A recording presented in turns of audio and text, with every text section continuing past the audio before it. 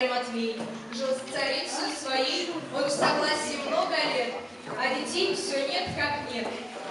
Раз царица на лугу, на зеленом берегу, ручейка была одна, горько плакала она.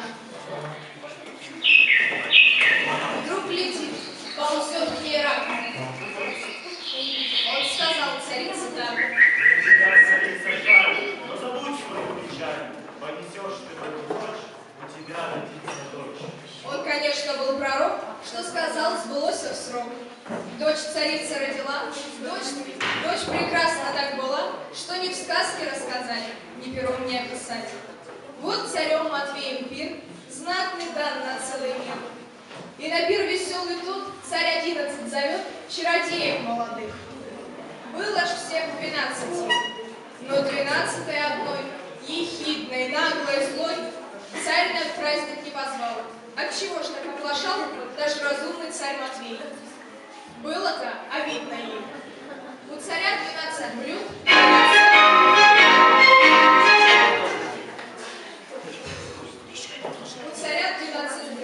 драгоценных золотых, было в царских кладовых, но 12-й одной.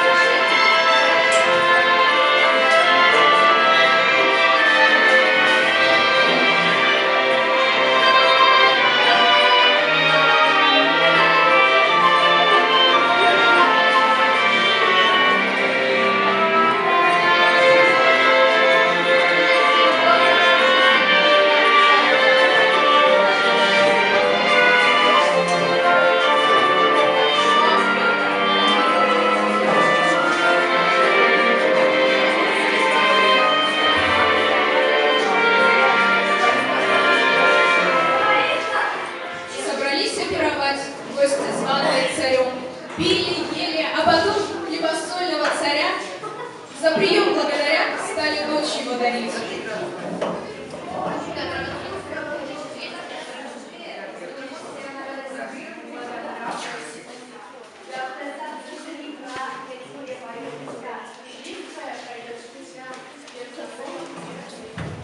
Свой черед и последний идет, но еще она сказать не успела слова. Глядь, а над ней незваная стоит, над царевной ворчит.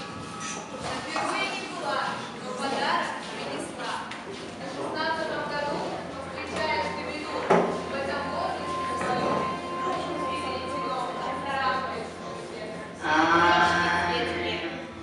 Проворчавши так тот час, ведьма скрылась из глаз, но оставшаяся там речь давно была.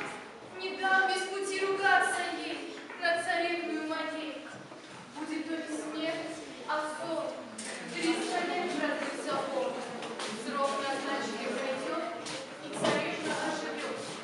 Будет долго в свете жить, будут мужа веселить, вместе с ней мать, отца, до земного их конца. Скрылась гостья, царь грустит. Он не ест, не пьет, не спит, как от смерти дочь спасти. И беду, чтоб отвести, он дает такой указ. Запрещается от нас в царстве нашем сеять лед. Прячь, сучить, чтоб перейден духу не было в домах, чтоб скорее как можно вряд всех из царства выслать Богу. Дни проходят, дочь растет.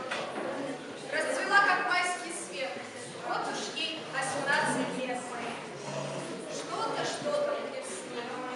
Раз случилась одна, в дружной горнице сидела, и рассвет в окно глядит. Сказала наконец: вот глядит, отворена,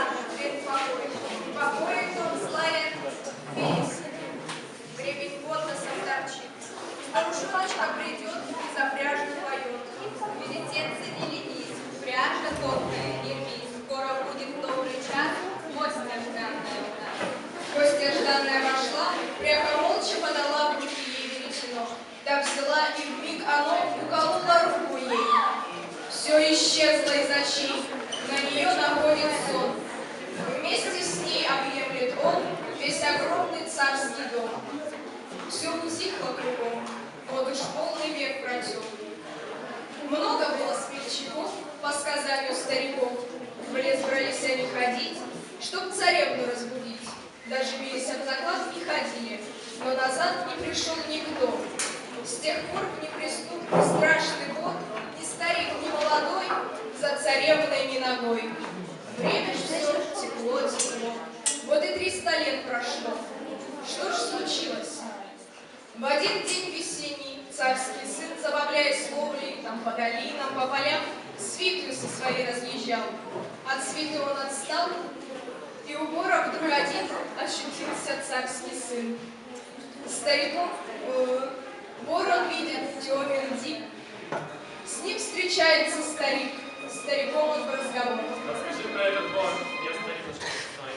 Покачавши головой, все старик тут рассказал, что о дедах он слыхал, о чудесном боре том. Там богатый царский дом, где вдовым давно стоит. Там царевна в доме спит, ее чудесен сон. И 3 века горит совок. Во сне царевна ждет, что спаситель к ней придет. И опасный лес пути, и пыталась дойти до царевны молодежи. И со всяким дождь встречалась, а полностью Был детина удалой царский сын. От сказки той он стрелой помчался в бор, и в одно мгновение там. Что ж явилось очам сына царства?